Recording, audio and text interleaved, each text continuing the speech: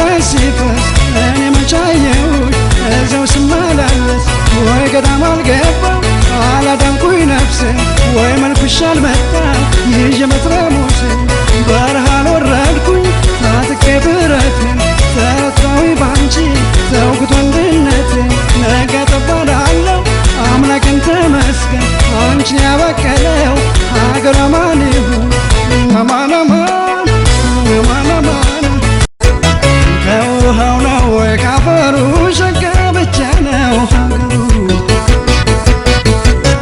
ሳስፈልግሽ ውዬ የለሽም ከላላ ማለጀ እመጣለሁ ማገኝሽ መቅደላ አንቺን ሳፈላልግ የእጁና ኮምቦልቻ አደረግሽው ልቤ የሰው መዛበቻ ውበቷ እንደ ጅረት ቦርከና ላይ ሲፈስ እኔ መቻየውሽ እዛው ስመላለስ ወይ ገዳም አልገባው አላዳንኩኝ ነፍሴን ወይ መልኩሽ አልመጣ ይዤ መትረሙሴ በረሃ አልወረድኩኝ ታጥቄ ብረቴን ተረታዊ ባንቺ ተውኩት ወንድነቴን ነገ ጠባላለሁ አምላክን ተመስገን አንቺን ያበቀለው ሀገር አማን ይሁን አማን አማን አማን አማን።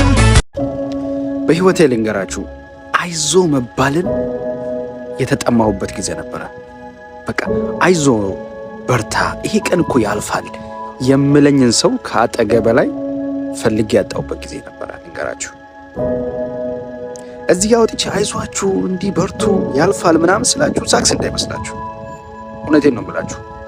የሚያስፈልጋቸው ሰዎች አሉ አይደል? በቃ አይዞና ብሎ እቅፍ አድርጎ ማለት ነው አይዞ ይሄ ቀን ያልፋል የምል ሰው የምትናፍቁበት ጊዜ አለ ጋይስ። አንዳንድ ችግር ውስጥ ስታልፉ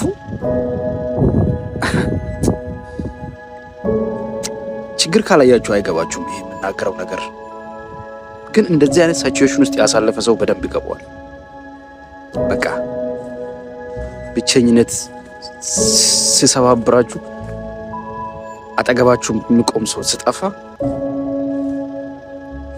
እዛኔ ትረዳላችሁ። እንደዛ አይነት ነገር ውስጥ አያስገባችሁ ፈጣሪ። ግን let me tell you the truth አይዞ ስላችሁ እንድትበረቱ ነው እንጂ ሳክስ አይደለም። አይዞ መባል ያለባቸው ብዙ ሰዎች ስላሉ እሺ። እና በከባድ ሁኔታ ውስጥ የምታልፉ ሰዎች አይዟችሁ ያልፋል። አጠገባችሁ እቅፍ አድርጋችሁ አይዟችሁ ብላችሁ ደስ ይለኛል። እወዳችኋለሁ።